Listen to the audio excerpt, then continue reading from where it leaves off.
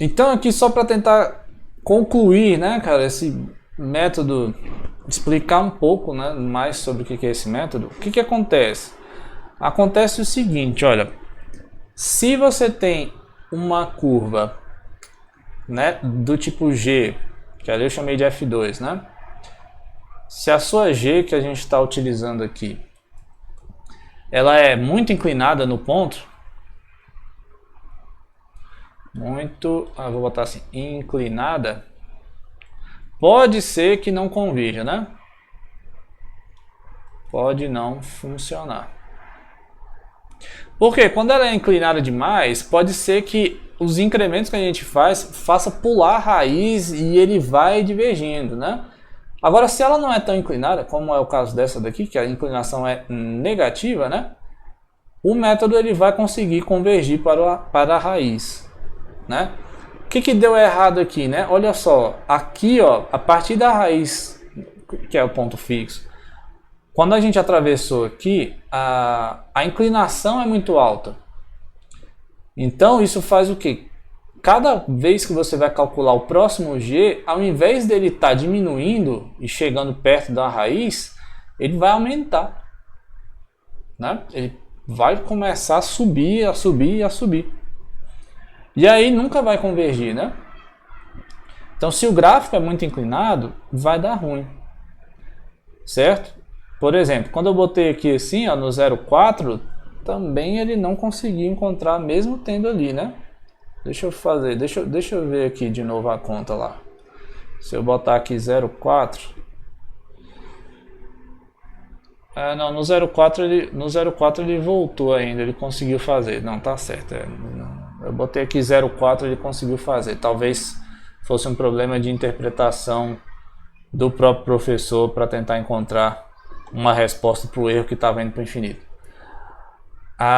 Mas assim, a ideia é que se a inclinação é muito alta, você pode encontrar um problema bastante grave, porque como você vai calcular, né, a composição, cada vez vai aumentando mais, certo? Então, olha só, dos gráficos, o método ele converge quando a inclinação não é tão elevada, quando a inclinação é menor ou igual a 1. Isso aqui é a ferramenta teórica que a gente viu gráfica, né? A ideia é tentar demonstrar isso de fato, certo? Então, olha só, a equação do método é essa daqui. O x próximo vai ser o g do x anterior, ou o x que você está, né? Dependendo da interpretação aqui. Como eu botei mais um, a gente pode pensar que o próximo x é o g do x que a gente está, beleza? Então, supondo que o xi é a raiz, né, da função original, a gente vai ter que esse xi é um ponto fixo para esta equação, certo? Subtraindo as duas, olha só, né? Xi menos o x próximo vai ser igual ao g do xi menos o g do x que a gente tem. E aí a gente já começa a usar cálculo 1, certo? E a principal ferramenta que a gente tem é o teorema do valor médio, tá? Você lembra do teorema do valor médio? Lembra não? Eu escrevi aqui para você, ó. Mas vou fazer a versão light, sem o xi e sem o xk, a versão light do teorema do valor médio, ó. Você tem lá um A e um B, você tem um F de A, você tem um F de B, certo? Espera aí que meu computador está falando que eu estou vulnerável a sites falsos. A informação que eu tinha que compartilhar com todo mundo. Ok. Aí você tem a função aqui bonitinha, faz de conta aqui, você tem a bagunça aqui assim, ó, flow, né? Função contínua, derivável e tal, bonitinha. O que ele diz? Ele diz o seguinte, ó. Tem algum ponto aqui, C, tal que a inclinação na reta aqui é igualzinha à inclinação na reta tangente, certo? Então, ele vai dizer o seguinte, ó, tem um C lá dentro, tal que a inclinação, que é a derivada lá, vai ser igualzinha à inclinação média, né? F de B menos F de A sobre B menos A, certo? Isso daqui, gente, é um dos teoremas que a gente vai utilizar mais vezes para fazer as demonstrações aqui em cálculo numérico, certo? Por quê? Porque ele é uma... vou falar. Ele é uma primeira versão da série de Taylor, certo? Que você vai aprender qualquer dia desse aí. Beleza? Então, ó, eu vou usar esta versão do teorema do valor médio para esta equação aqui. Então, o que que ele me diz? Ele me diz o seguinte, ó, se eu tenho que essa g aqui tem derivada bonitinha, então, ó, entre o ponto xk mais 1 e a raiz, eu tenho um c lá dentro que a derivada vai ser igual a o g desse xi menos o g do xk dividido por o xi de menos xk, certo? Porque a tendência é, se ele está aproximando, né, a distância vai ficar menor, certo? Aqui, opa, aqui tá errado, ó, aqui é g de xk, gente, aqui é xk, não é xk mais 1 não, eita fé, já tem que corrigir coisa no slide, né? Porque aqui, ó, tá vendo, ó, eu não estou usando nada do ponto próximo, eu estou usando o ponto atual que eu estou, que é o K. Então é entre, e aqui era entre A e B, né? Não é entre A e B e o B próximo, é entre A e B que você está, ok. Então, ó, existe um C entre o XK e o XI, tal que a derivada vai ser igual à variação média, certo? Então, ó, eu vou substituir esse troço aqui por a equação equivalente, né? Que aqui, para não ficar tão complicado, eu vou mostrar para você. Eu vou pegar esse aqui e passar para o lado lá multiplicando. Então ficaria xi menos xk vezes o g' num ponto C qualquer.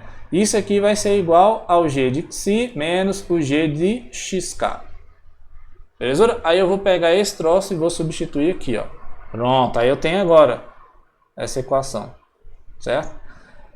Então, considerando o erro absoluto, a gente tem o seguinte, esse aqui é o erro absoluto da próxima iteração, que é a distância entre a raiz e o xk mais 1, e aqui o erro na iteração atual, né? Quando a gente passa, né, o módulo, olha só, a gente consegue observar que o erro da próxima iteração é um múltiplo do erro atual, certo? E isso faz toda a diferença. Para quem? Para esse cara. Por quê? Deixa eu ver se eu escrevi aqui, né? Não, eu escrevi ali, mas tá. É porque ficou ruim. Eu fiz a demonstração e não dá para ver numa folha só. Tem um monte de slides. Eu acho que nunca mais eu vou escrever uma demonstração de cálculo numérico nesses slides. Eu não gostei não. Mas enfim.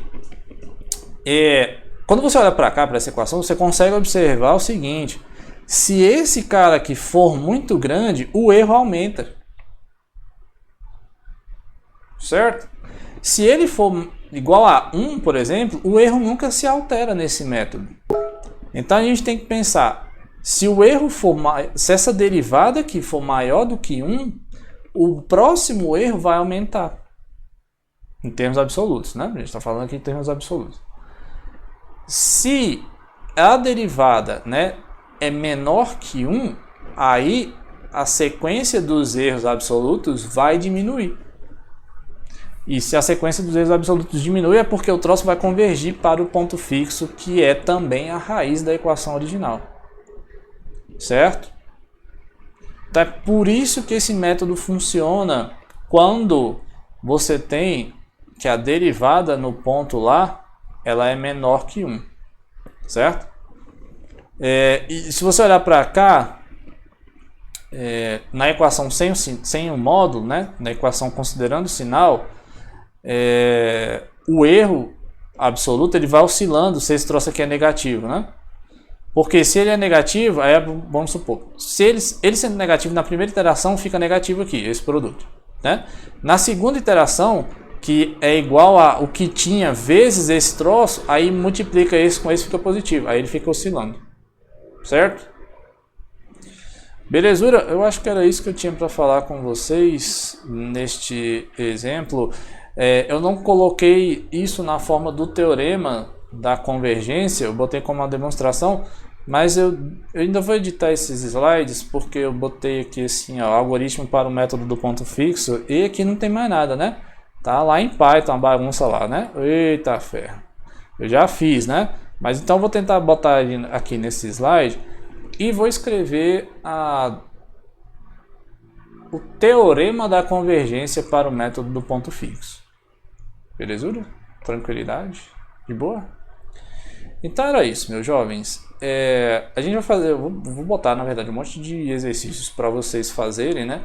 E verificarem que esse troço funciona realmente quando a derivada da função de iteração ela é limitada e não é maior que 1. Belezura? Tranquilidade.